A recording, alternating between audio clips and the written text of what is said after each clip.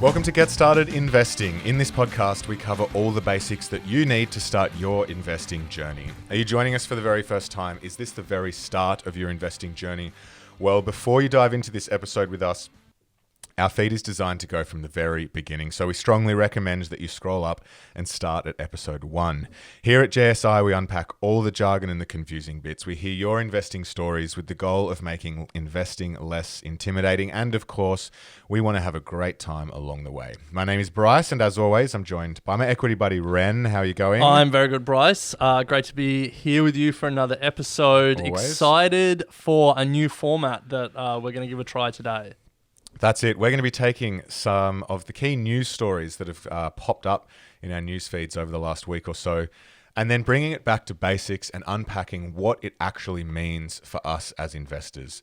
There's been plenty of things in the news around interest rates. You may have seen a latest update around Magellan and if you're a shareholder, some option plans, and also headlines around Mike Cannon-Brookes and AGL.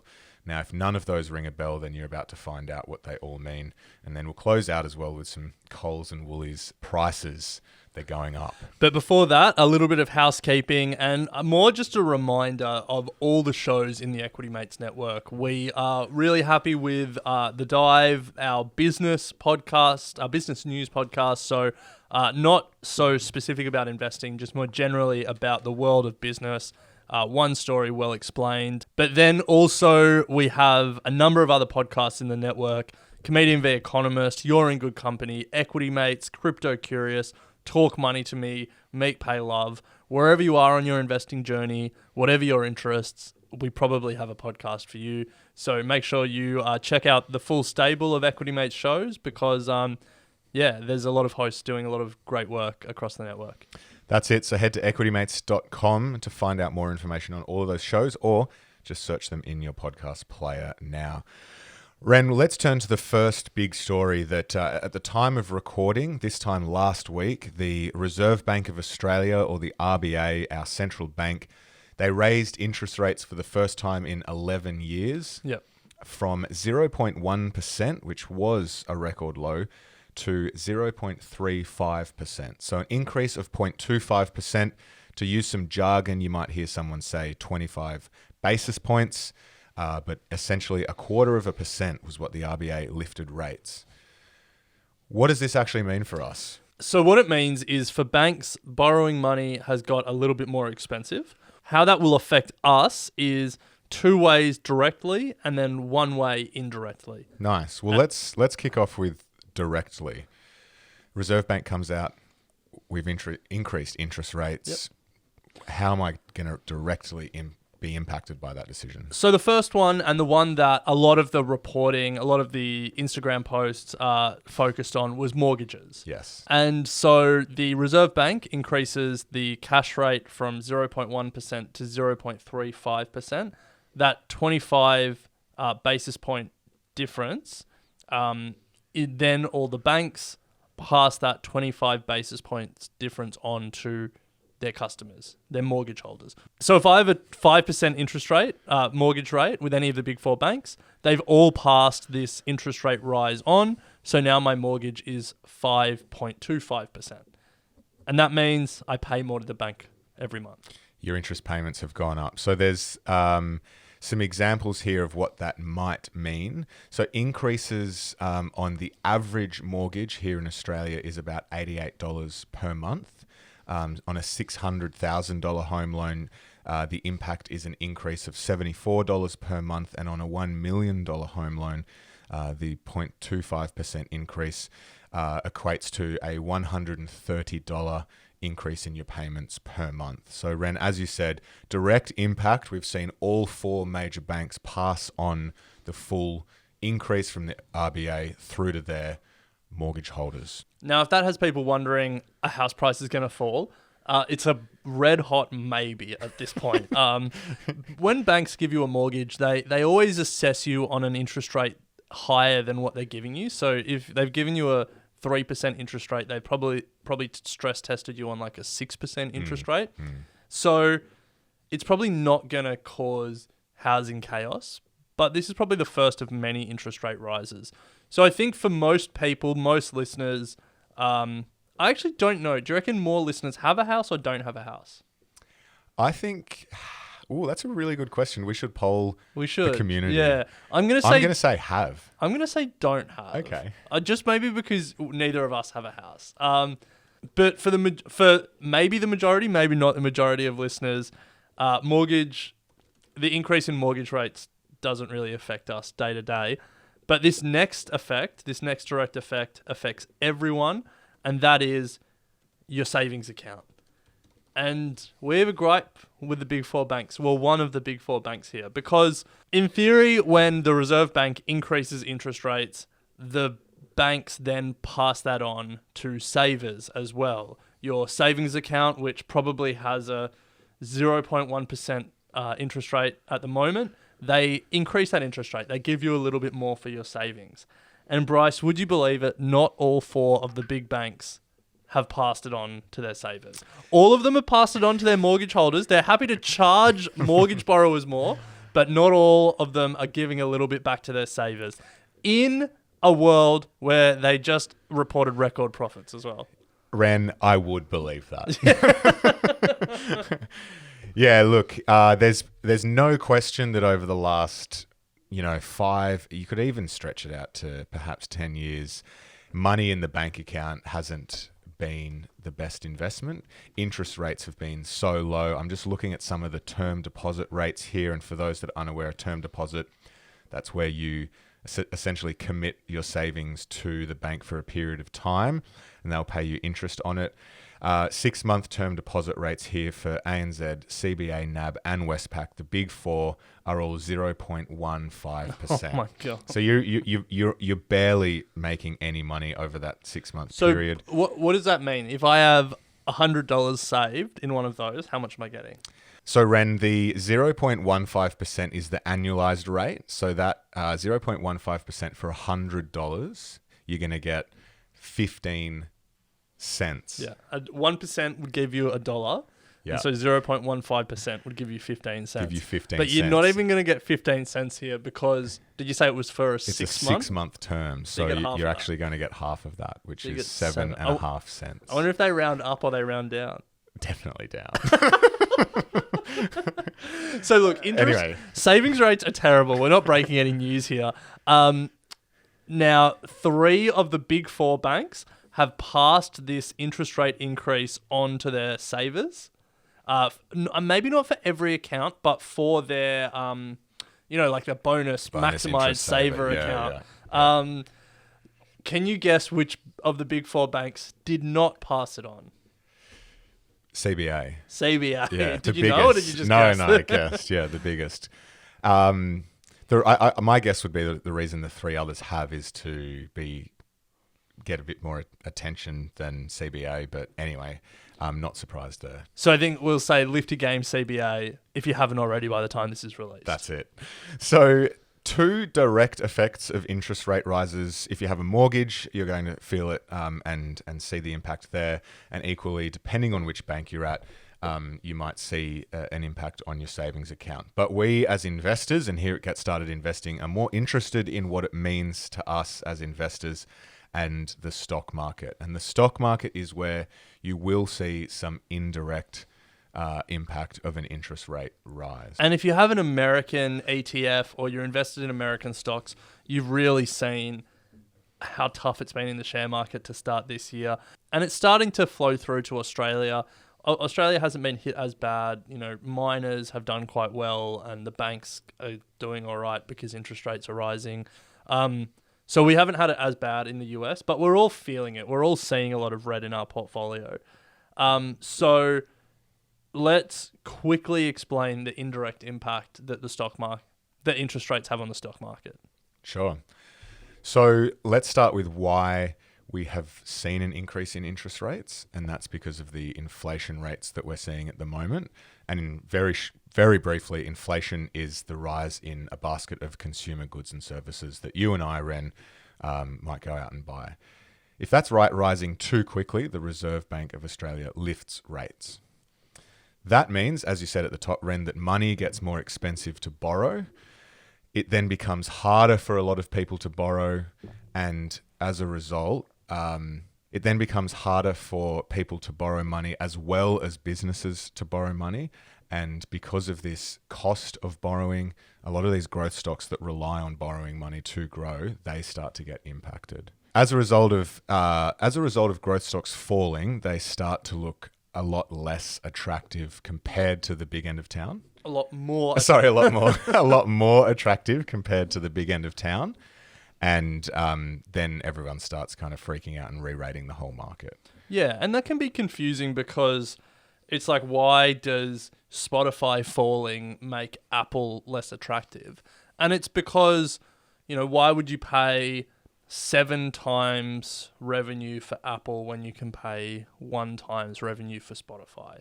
It's all about the relative opportunity, the price that everything is priced at and what you can get for that. So all of a sudden, as interest rates rise, growth stocks fall, and then also bond yields start to go up. So investors are constantly playing a game of, where can I put my money to get the best return?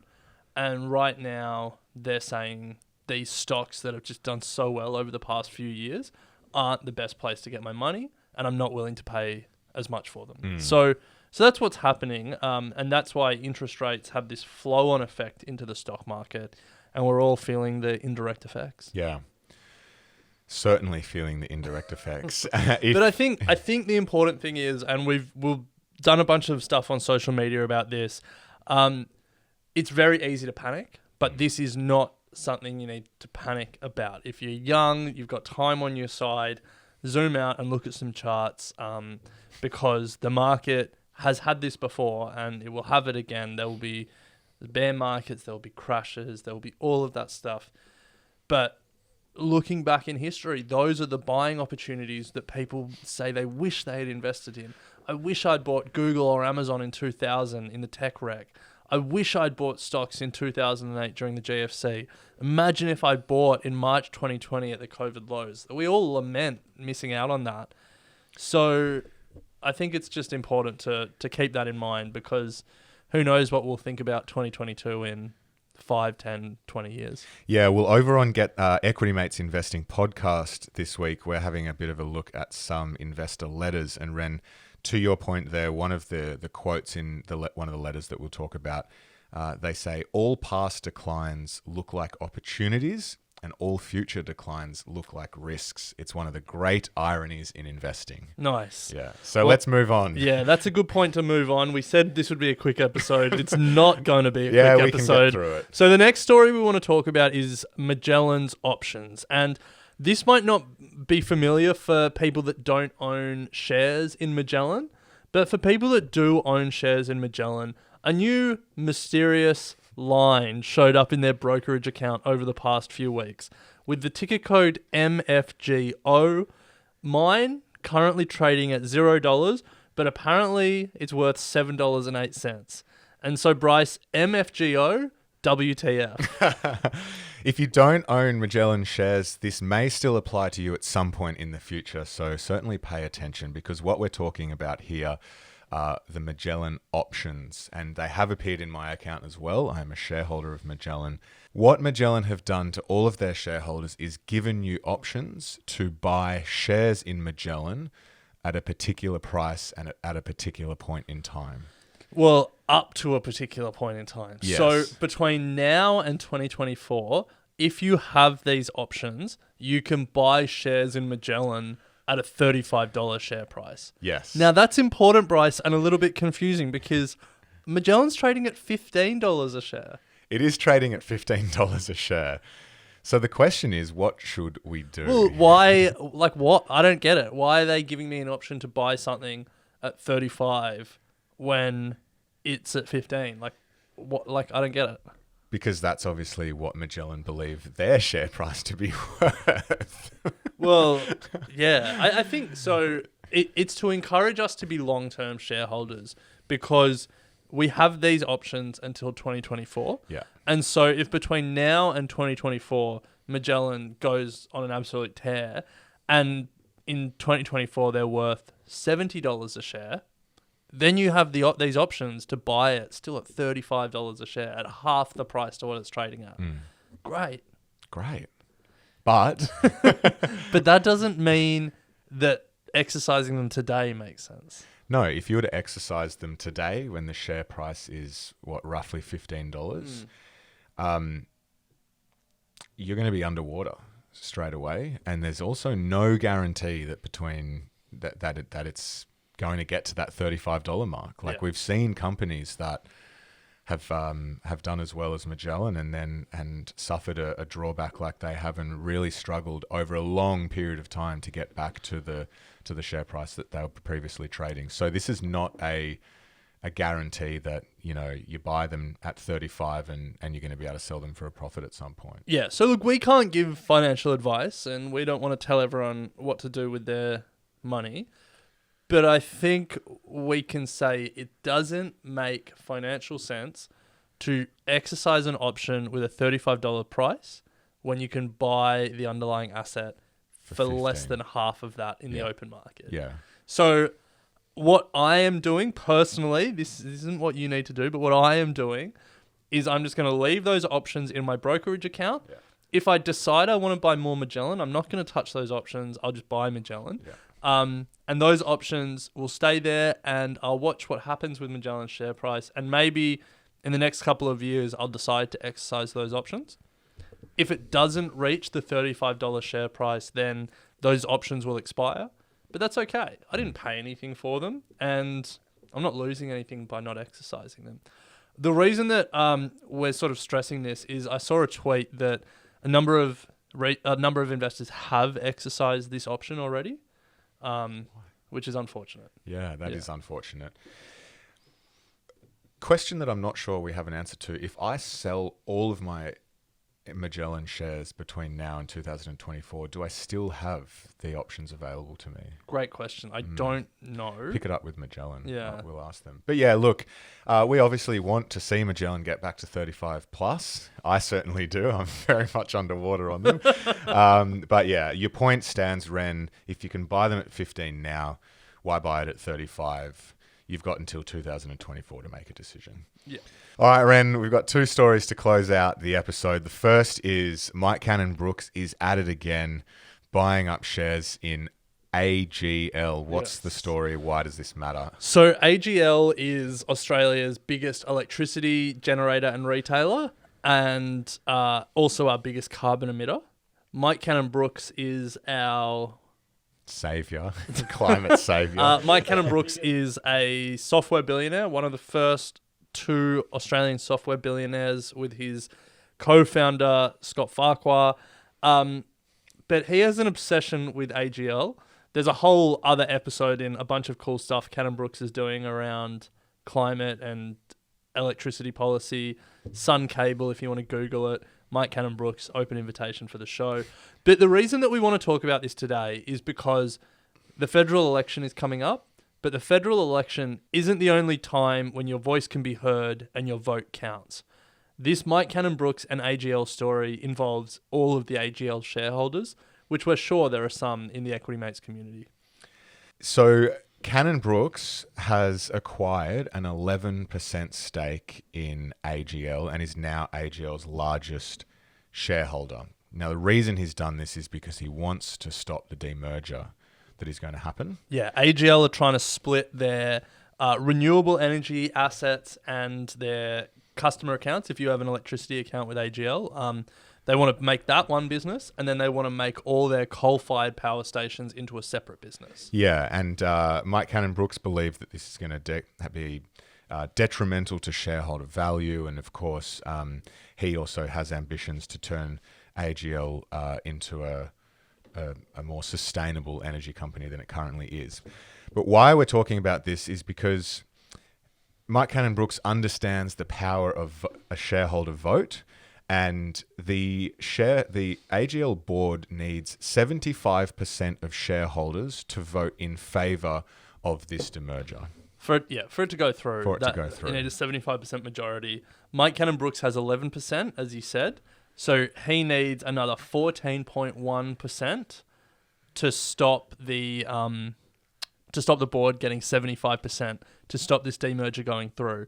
So if you own AGL shares, your vote matters. Yes. You can have an impact on this outcome. Yes. Now, the vote, I'm pretty sure, is the 15th of June, but double check that. So it's coming up pretty quick. It's like a month away.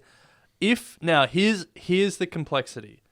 If you own AGL through a CHESS-sponsored broker, so the shares are held in your name, you'll get paperwork. You probably already get heaps of paperwork. I imagine AGL have already sent you paperwork about this, but you'll get paperwork and it will explain how you can vote. And your vote matters because I think if you don't vote, they assume you're going with the board. Yeah, I think so. I think that's right. Yeah. Now, if you have custodial shares, if you're with a broker that doesn't hold the shares, that holds the shares on your behalf, you'll need to contact your broker to vote. Your broker won't contact you and tell you there's this vote upcoming.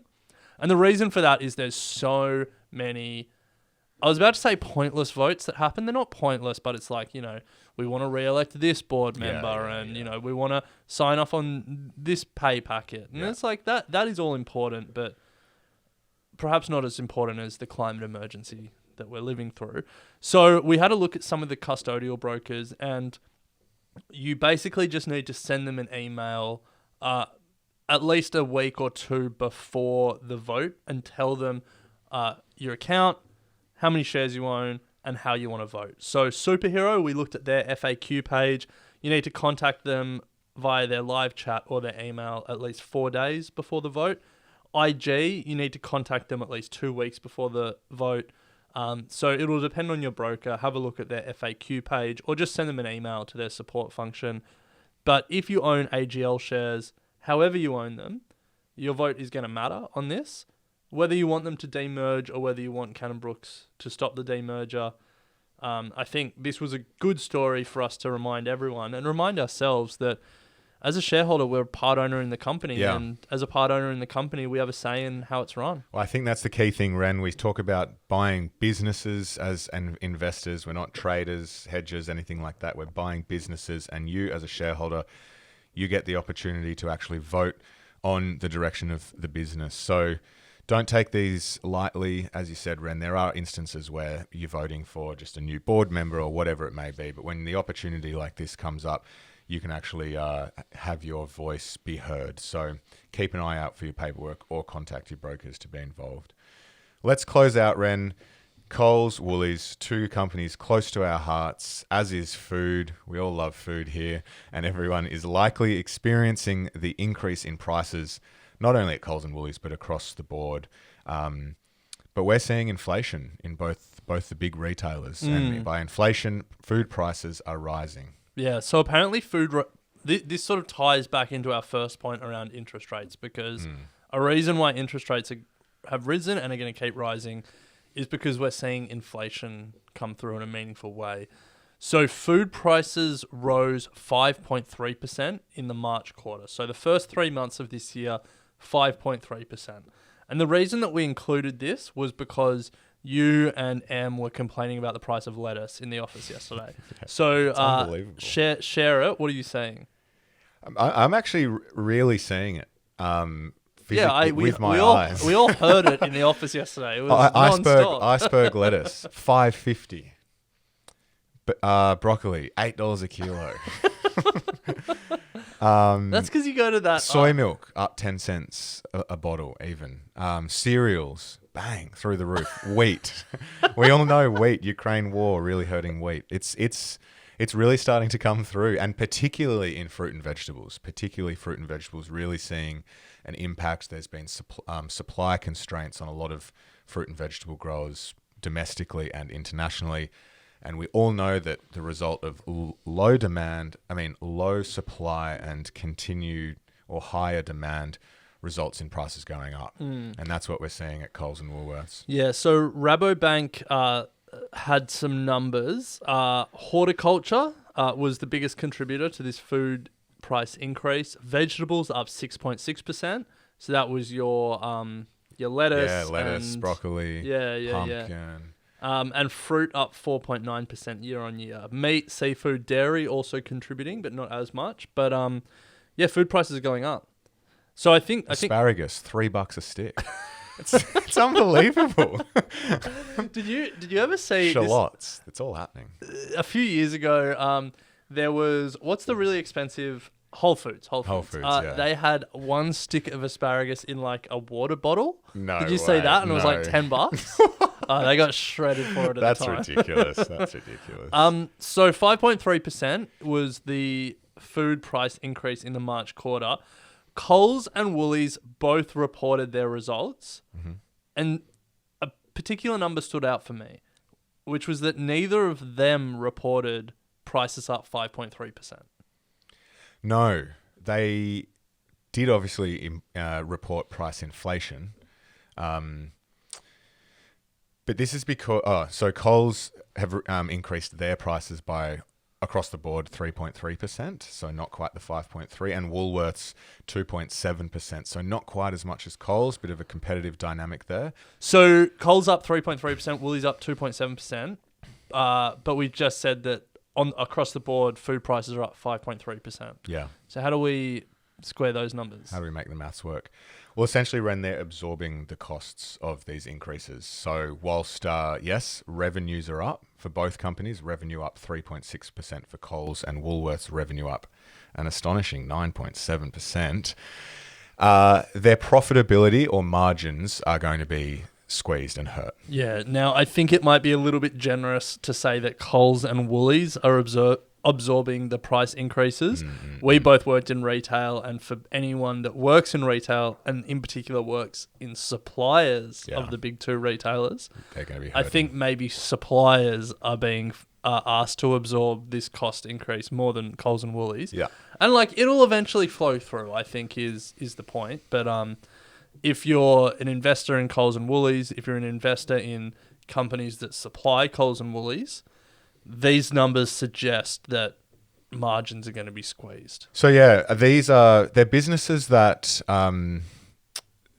in times of inflation, they can raise their prices. So they're sort of, I wouldn't say inflation resistant businesses, but if you're thinking about investing in businesses, they're consumer staples. Yeah. And like so you're going to go to Coles or Woolies or Aldi, you're going to go to the supermarket regardless. Yeah, like they're the last thing you give up, food. Exactly. Yeah. And so there are some businesses you stay away from in times of inflation, others that you can still consider in your portfolio. And these retail consumer staples are certainly on the side of being able to deal with inflation a lot better than other companies. Yeah. And I think it's pleasing from a consumer point of view that these retailers push back against these inflation increases. Because there is a world where you have a duopoly in the supermarket game and they become lazy duopolists and they just pass on price increases because they're like, where else are you going to shop? You know, if we're both doing it, you don't really have a choice. But you actually want to see these big companies really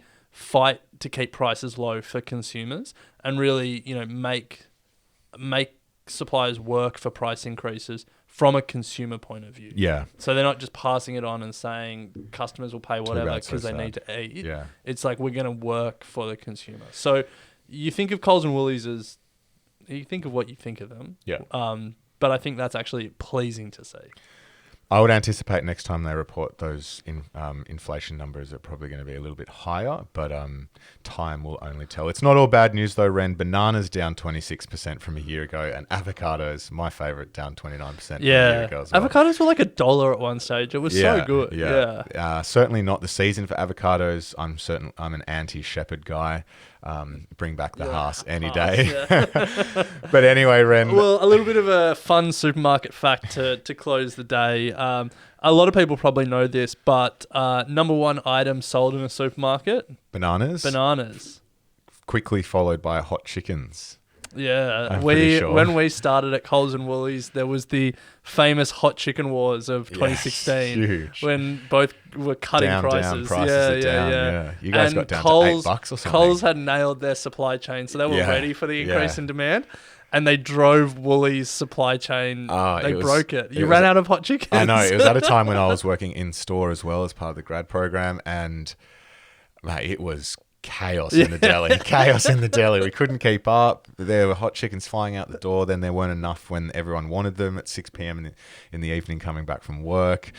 You guys really put the heat on. But glad to see that Woolworths still remains number one food retailer in the country on all metrics. Well, look, we've crossed 30 minutes, so I am not going to bother arguing with that. I'll just get Sasha to cut it out in post. Nice. But I think hopefully we've helped explain a few of the news stories going around, interest rates and how they affect us as consumers and investors, what these options are that are showing up in our brokerage accounts and what options are more generally, why your vote matters as a retail investor and how you can exercise it, and then just some supermarket chat because that's where we used to work. That's it. Well, Ren, great to chat as always. And if you have any feedback on the episode, or if you would like to give us feedback in general on how Get Started Investing is going, please send us an email at contact@equitymates.com. Otherwise, Ren, we'll pick it up next week. And go listen to all those other shows we spoke about. There's some great stuff out there. Yes, thank you.